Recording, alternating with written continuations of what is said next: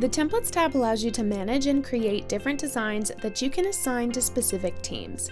To get started, you can either use and customize some of our pre-made templates, or you can create from scratch.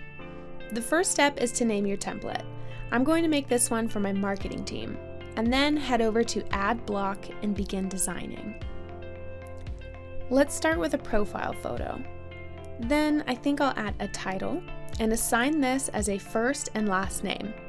Next, I'll add a subtitle, which I'll assign to show a person's position, and I'll add another subtitle that I'll make the organization.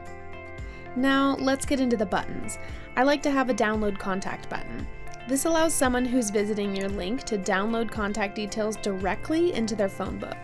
Then, how about some social buttons? To add these, click Add Button.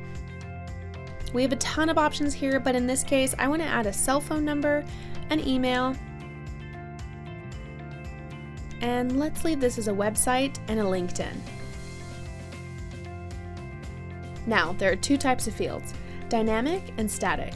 Dynamic fields, as I'm doing here, program each button with user detail, which means it will automatically pull information from each contact that is assigned to this template. Static fields, on the other hand, I'll show by using these wide buttons. By manually filling in each field, everyone's button will link to the same place. So I'll add the company website, the company LinkedIn page, and how about a link to our case studies? But I'll assign this last button as a dynamic field and have this link to the individual's landing page. You can use the double lines on the left-hand side to rearrange any block that you'd like.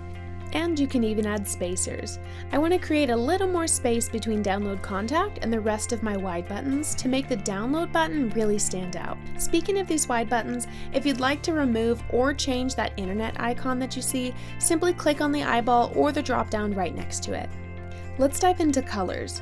If we go over to background at the top here, we can either use a solid color or a gradient. So let's find a color scheme that I want. You can also type in a specific hex code to match your branding. I'm going to go back and edit the color of these buttons to fit my branding as well. I'll take a moment to make all of them match.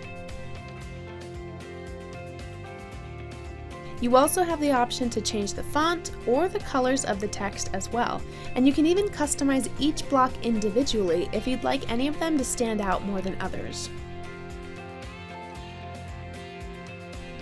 Now let's navigate to the Settings tab at the top, where you'll see the SEO options.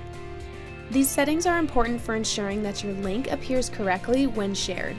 We suggest using dynamic fields and placing the first name, last name, and position in the page title, and the organization in the description.